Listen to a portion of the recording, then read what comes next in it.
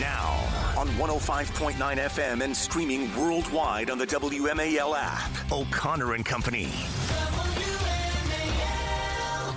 It's 5:08. It's O'Connor and Company on this Wednesday morning. Some call it Hump Day, but I wouldn't do that in your office. There are some HR rules against it. Either way, happy Wednesday to you, and thanks for joining us here on O'Connor and Company. Great night last night at the Birchmere.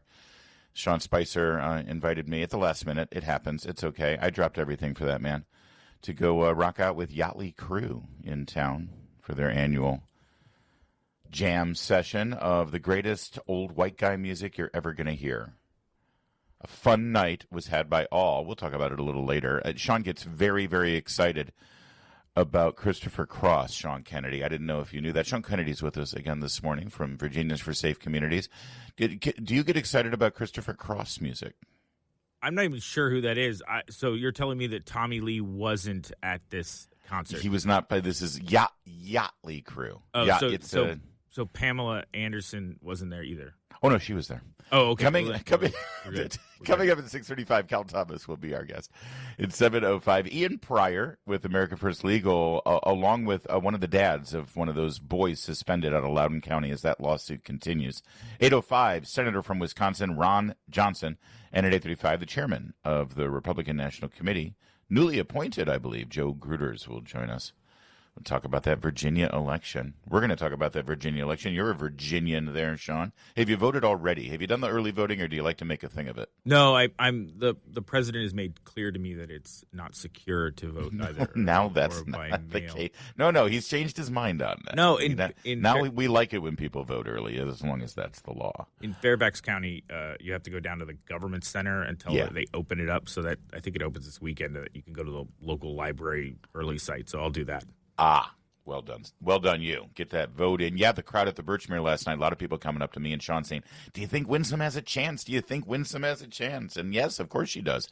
She's got the momentum. She's got the wind at her back, and it's mostly because of Jay Jones and Abigail Spanberger's inability to speak coherently about it, or morally, or ethically, or clearly about where she stands on whether Jay Jones should stay in the race. If you're wondering what it sounds like when a leader addresses an issue like that, well, you're lucky. We have a good example of it last night. The current governor of Virginia appeared on Fox News. Yeah, I think this is a very clear reflection on a lack of courage and a lack of morality here, as we have not just Jay Jones, who did say these horrible, horrible things. I mean, he texted that he wanted to put 2 bullets in our former Speaker of the House's head and see his children die, and then a few cops should die as well. And he doesn't have the moral clarity or the courage to step out of this race. And we have Democrat leaders across the state who are trying to pretend like he didn't really say this. And at the end of the day, Virginia voters need to get out and vote. We've seen this race tighten up big time. And as a result, this race is now in play, and we need to get people out to vote. The reality is Abigail Spanberger, who is the Democrat candidate for governor, had 3 chances in a recent debate for her to say that she doesn't support Jay Jones anymore, and she refused to do it. Yeah, it's very clear, and it's nice to hear some leadership on an issue like that. So now it's interesting, Sean. One of Jay Jones's texts in question here, that he does not deny, by the way, of course, they're absolutely legitimate, where he talked about and sort of imagined Todd Gilbert, the former Speaker of the House of Delegates in Richmond, imagined his 2 children dead in his wife's arms for the purpose of moving him on a political issue that he disagreed with. That was his sort of little fantasy there about how he would win the political debate. What's interesting to me, knowing that that's in Jay Jones's mind, is you noticed a trend when you go over to Jay's X account about his political posts, when he's trying to convince people that they should vote for him. He uses an unfortunate image now all the time, or I should say routinely, as he's communicating his political ideas. What exactly is this little hook that he tries to do to try to get people to pay attention to him? Well, he keeps starting off everything with, I'm a father of 2 boys, I'm a father of this, and it rings awkward. And then he keeps using the word, I'm fired up, or these are illegal firings, when there's perfectly good synonyms. The English language is just replete with synonyms. See, I used the word replete there. is there's lots of words to say other words that don't have necessarily the same connotation. Yeah, fired up, fire this, get in the fire, fire. So that probably, considering the 2 bullets thing, you probably should refrain from that word. I mean, it's like, this thing makes me homicidal. These are all inappropriate things, Jay Jones. I don't think you should be saying that on the platform X. But you're so right. When you look, he starts out everything with, as the father of 2 young boys, as the father of 2 young boys, as the father. He says it over and over again. And it's like, dude, you've literally fantasized about 2 children dying and lying in their mother's arms. Maybe leave the boys out of this. Well, it's a trope, right? That somebody starts off a conversation before they say something like that's either a disjointed thought or is actually in conflict, is be like, as somebody who has one leg, I think people with one leg are bad. It's like, what are you talking about? Like, why would you say that? Why do you have to, qualify your statement in a way that makes it very awkward? I'll tell you why. Because you see it from Abigail Spanberger all the time when she's challenged on the transgender issues. Is, well, I'm the mother of 3 young girls. It's focus-tested political consultant claptrap. That's what it is. And he has been told, all right, from now on, you say nothing unless we write it for you. And so that's you can see it a mile away. It's like using a ChatGPT, model to print out what you're supposed to say if you're a politician. This latest one, though, from Jay Jones, I don't quite understand. He's running for Attorney General, which is about enforcing the laws of the state and making sure the streets are safe and, utilizing your role as the chief law enforcement officer to make sure that the laws of the state are abided by. And so here's his tweet. As the father of 2 young boys, I know what it's like to feel the squeeze of grocery prices every week. I'm running for Attorney General to protect families' pocketbooks from rising costs, whether it's utility rate hikes or the price of berries.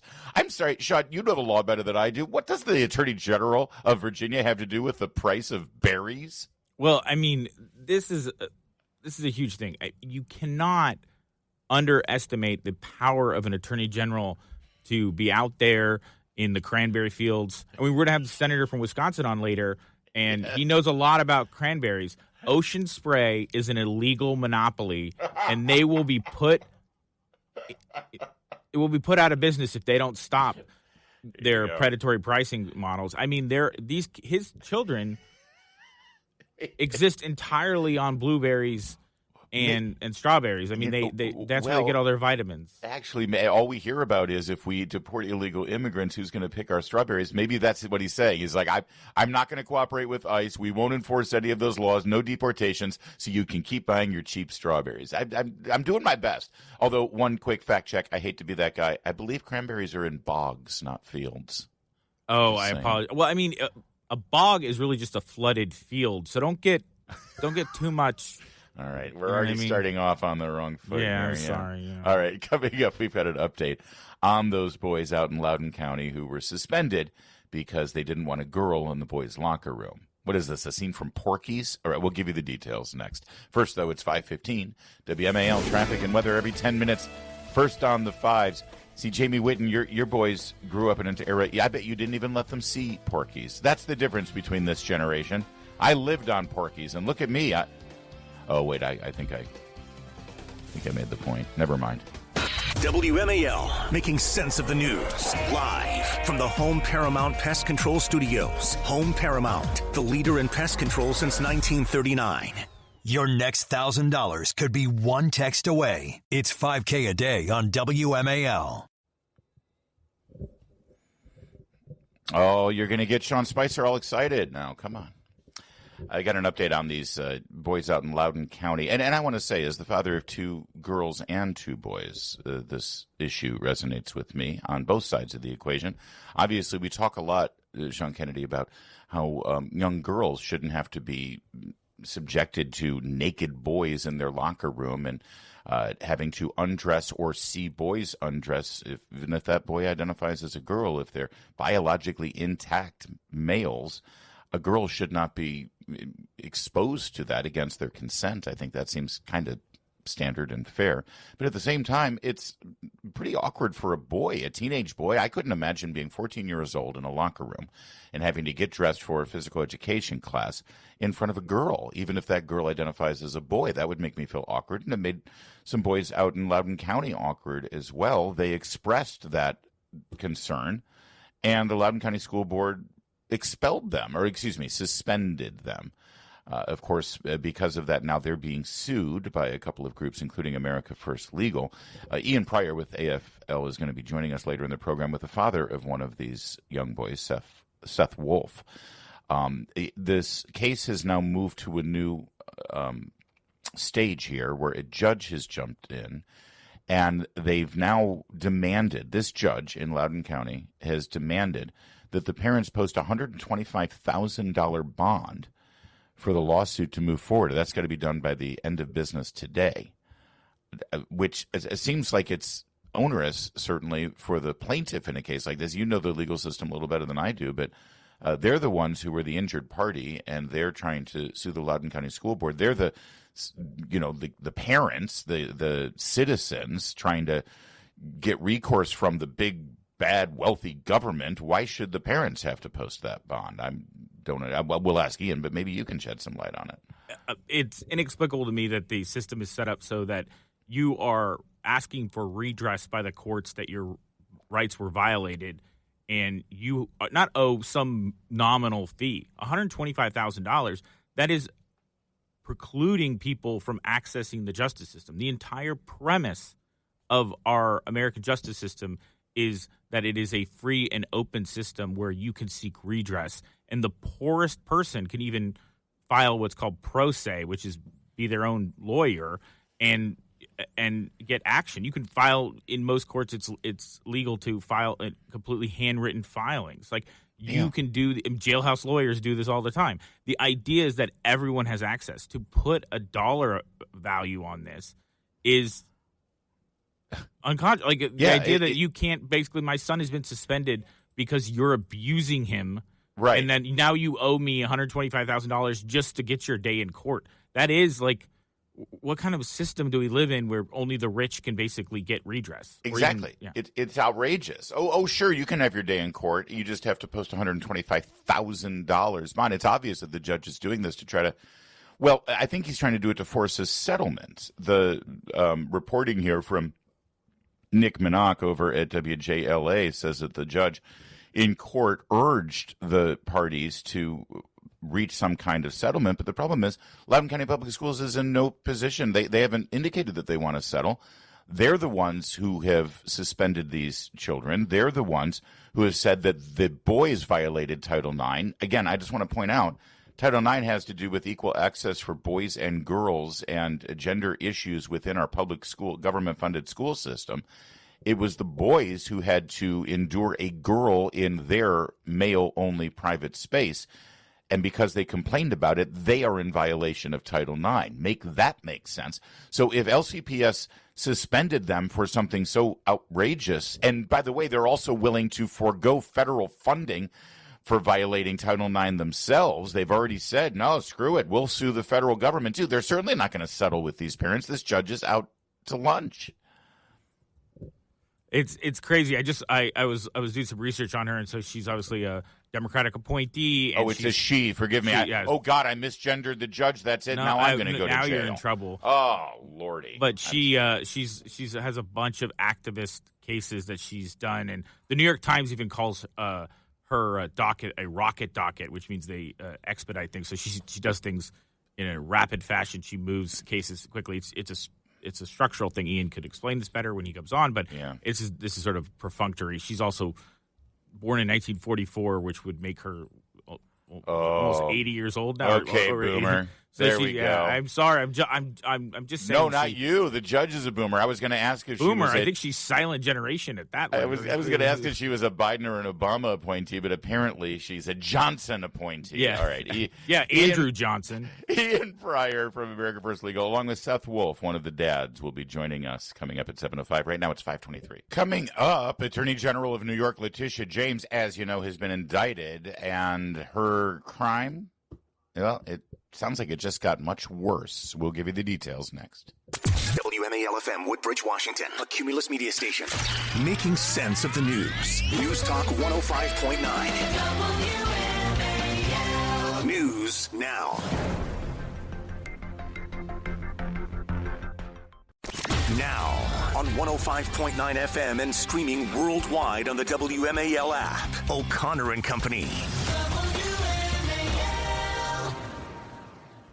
It's 5:37. It's O'Connor and Company. Thank you so much for letting us be a part of your yacht cruise on the way into work, as we're all feeling the vibes from Yachtly Crew last night at the Birchmere.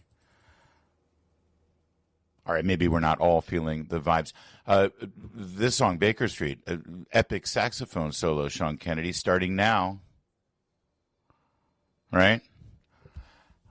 Which is a high point of the show. The problem is that the saxophone player then came out into the crowd, did his solo, and then got a little friendly with my wife. I mean, the good news is my teeth hurt. I feel like I'm in the dentist office with all this music. Stop it. This is classic American middle-aged white man music. Oh, wait a second.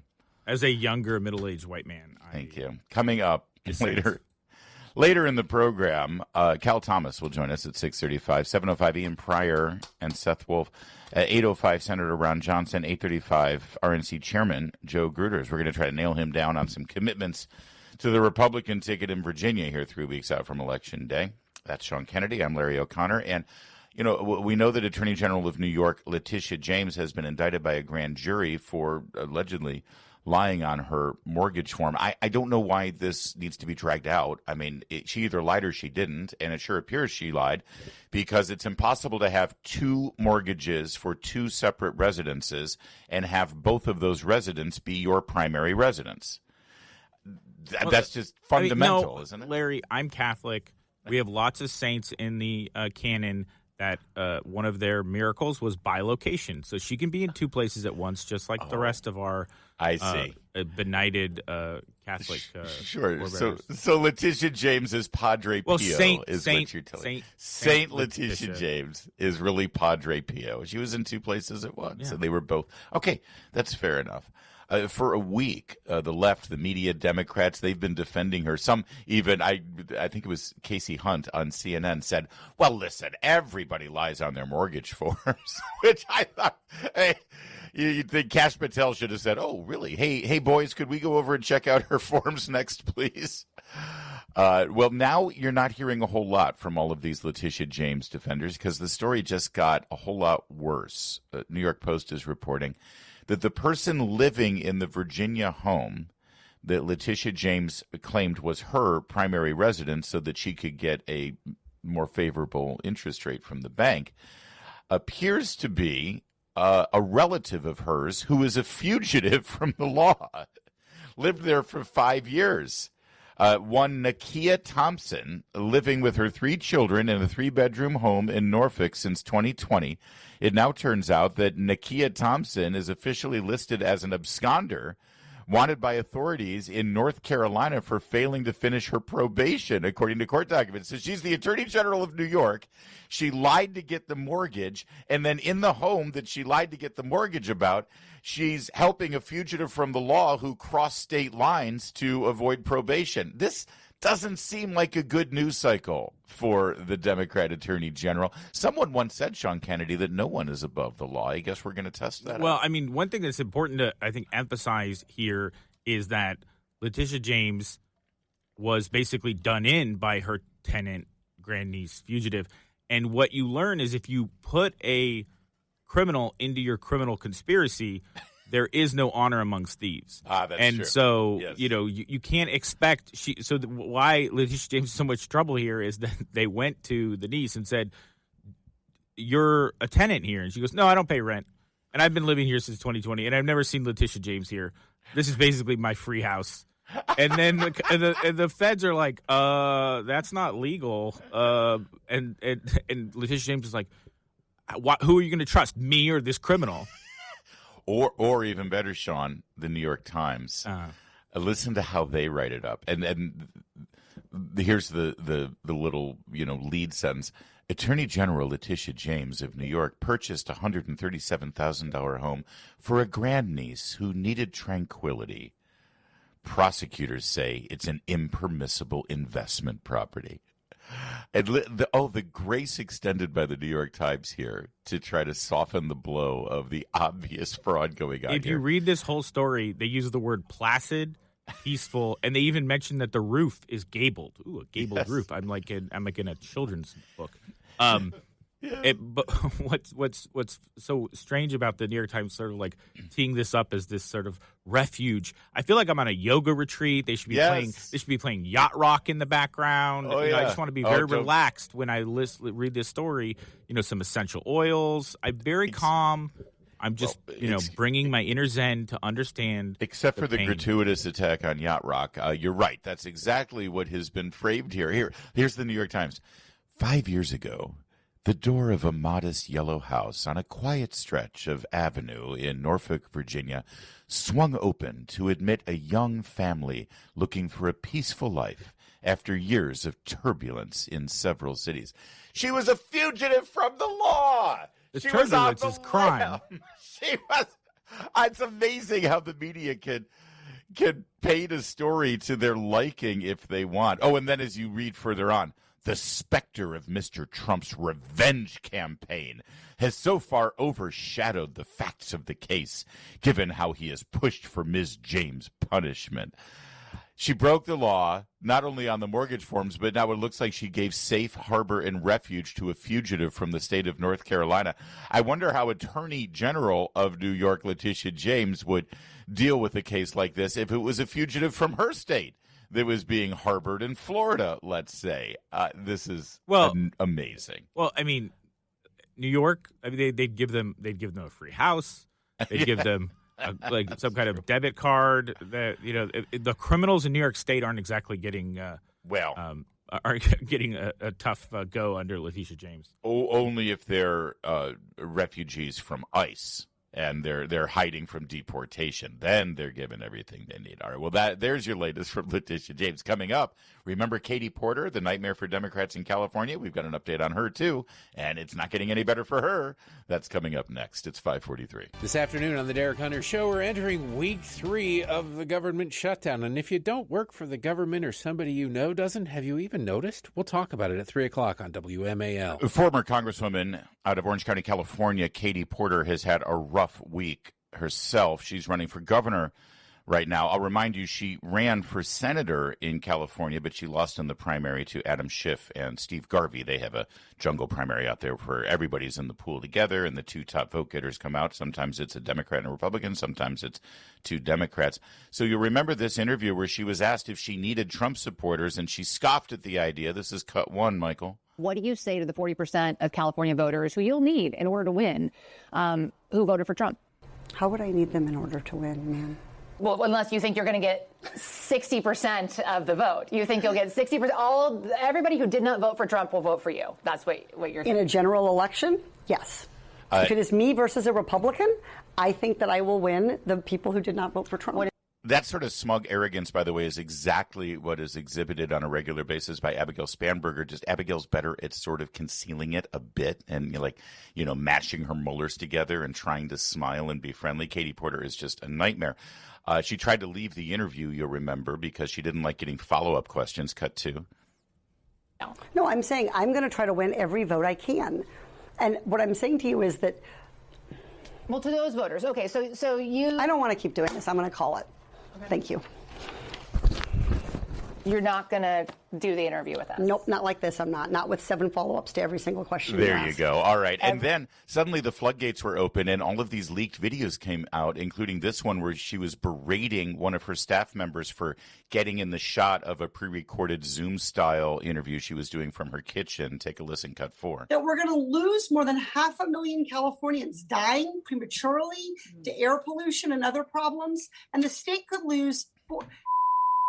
Get out of my shot. I wanted to tell you that that's actually incorrect. It's not that it's electric vehicles. It's that if we don't meet the commitments under the Paris Climate Accord. Okay, it does. Okay, you also were in my shot before that.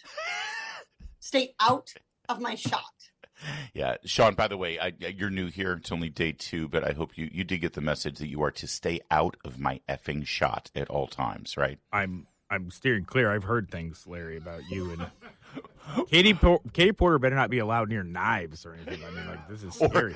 One thing that's funny about that last interview where it's like, F this, is, you know what the interview actually was? It was a not even a pre-tape. It was a prep session for a fake interview with Jennifer Granholm, Biden's energy secretary. She was getting irate about a prep session, and it was like a fake setup anyway. It was like in her kitchen, and it was like there was clutter everywhere. And I was like, "You're upset that there's someone in the background that makes you look like a person?" Like, I don't understand. Like, why are you upset that you have like tchotchkes all over your kitchen counter? Like, I don't understand. And immediately after that, there were leaks all over the media in D.C. and in California that this is Katie Porter's standard M.O. This is how she treats her staff. And that's something people in Washington talk about. When somebody is bad to their staff, the rest of the world knows about it, Kamala Harris. So now she's trying to repair the damage. She's gone back to the focus groups. She's been handled by all of her political consultants. She sat for an interview, and the reporter had a very simple question. Can you assure voters that there aren't more tapes like this out there? Should be easy, right? Should California voters feel confident that there aren't any more Katie Porter videos out there? Well, what I know is that I could have done better in those moments. I'm going to be focused on earning their votes and earning their trust. That's true in every election. I've only ever had tough elections. So I'm absolutely aware that I'm going to have to continue to show them. I'm going to have to answer every question. I'm glad I got to continue that interview and finish that interview and answer all her questions. And that's what I'm going to continue to do, to show Californians not only that I understand their problems, but that I have the will and the strength of character to actually get something done about them. Okay, so that's chance number one, and she, of course, is talking about the interview video. The reporter follows up and says, well, what about your staffers? That was pretty brutal how you treated your staff, Katie. Are there any more videos of that? What I do know is that I could have done better in that situation. That's not a no. So is there potentially another video that we're going to see? Nikki, I'm going to be honest with you. I know that video was several years ago, as you know, and I apologize to the staffer. That's super important to me, and will continue to try to hold myself to do better. That's what I can promise. Are you catching all of the, this has obviously been rehearsed. So the reporter comes back and says, so you're not saying no. What you're saying is you can't tell voters that there aren't more videos of you acting like this. It's not like you were just having a bad day or something. I can tell you what I've told you, which is that I am taking responsibility for this situation, and I'm also not going to back down from fighting back for California, from being tough. I got to tell you, she looks like she's on the brink of dumping a pot of hot mashed potatoes on this reporter's head. This is not a good look. It's not happening for her, Sean. I'm glad that staffer didn't get a hot mashed potato all over her that was in her kitchen. I mean, it is always a bad moment. Are there more blank coming out? Like, that is always a question where, as a politician, you have to think to yourself, this is not going to end well. I watched there's a Rob Ford documentary on Netflix right now.